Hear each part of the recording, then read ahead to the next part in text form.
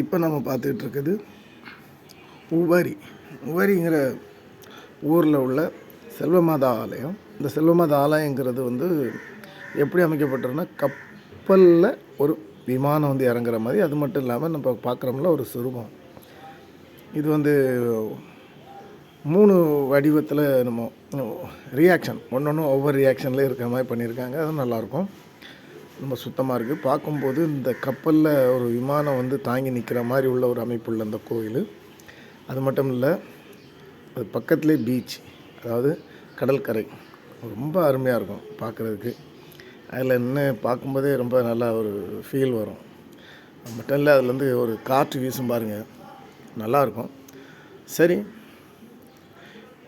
உள்ளே போய் பார்க்கலாம்.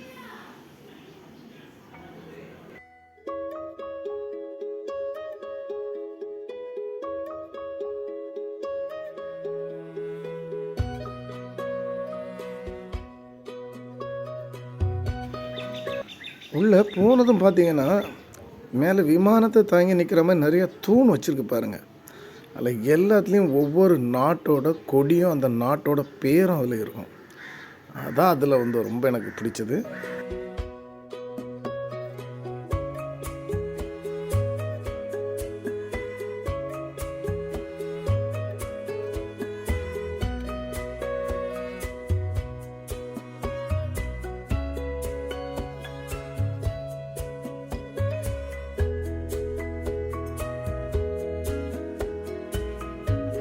பார்த்தீங்களா, அந்த நாடு ஒவ்வொரு தூண்லேயும் ஒவ்வொரு நாட்டோட கொடி, அதனுடைய பேர் எல்லாம் பக்காவாக வரைஞ்சி அழகாக வச்சுருக்காங்க.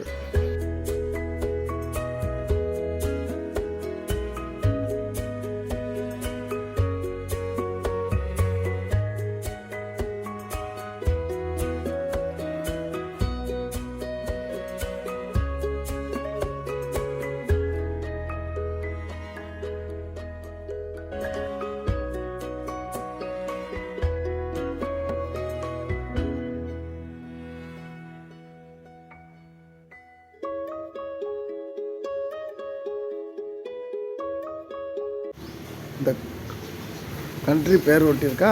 இதில் என்னென்னா, அந்த கரையோரத்தில் இந்த பெஞ்ச் மாதிரி போட்டிருக்கு பாருங்கள், பெஞ்ச் மாதிரி அடித்து வச்சுருக்கல. அதில் உட்காந்தா நல்ல பயங்கர காற்று வரும். அந்த காற்றுல தூக்கமும் வந்துடும். இப்போ இந்த பக்கம் நம்ம கோயில் அப்படி சுற்றுற மாதிரி பார்க்கும்போது அந்த கரையில் பெஞ்ச் மாதிரி போட்டிருக்கா இடது பக்கம்.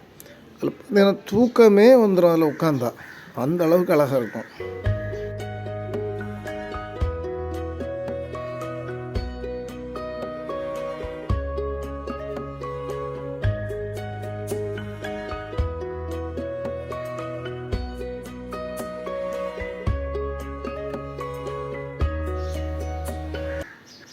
அதில் என்ன அப்படின்னா, இங்கே ஒரு பொது கழிப்பிட வசதியும் பண்ணியிருக்காங்க.